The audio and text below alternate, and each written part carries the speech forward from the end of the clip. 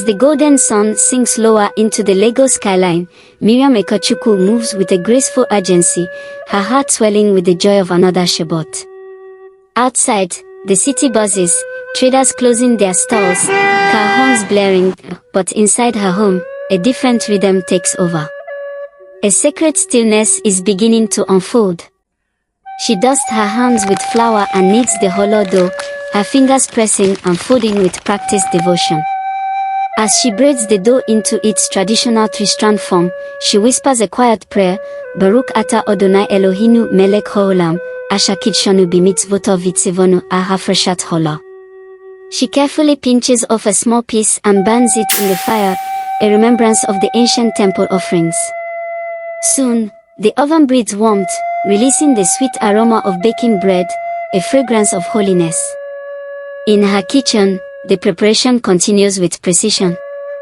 She stirs a pot of rich, red chicken stew, its thick tomato base simmering with spices and fragrant herbs.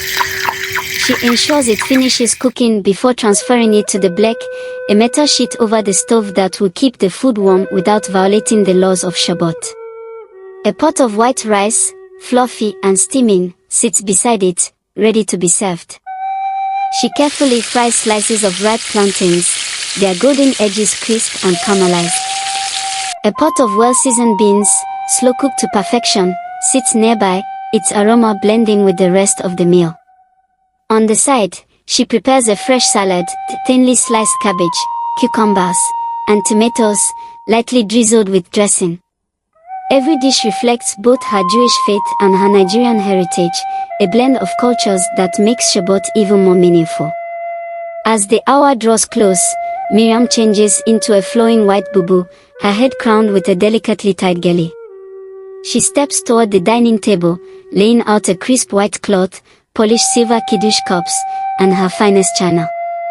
The braided challah rests under a soft embroidered cover, beside a bottle of deep red kosher wine. She places her mother's old Shabbat candlesticks at the center of the table, their silver glistening under the soft light. The time has come. The last golden rays of the sun kiss the earth as she strikes a match, bringing the tiny flame to the wicks.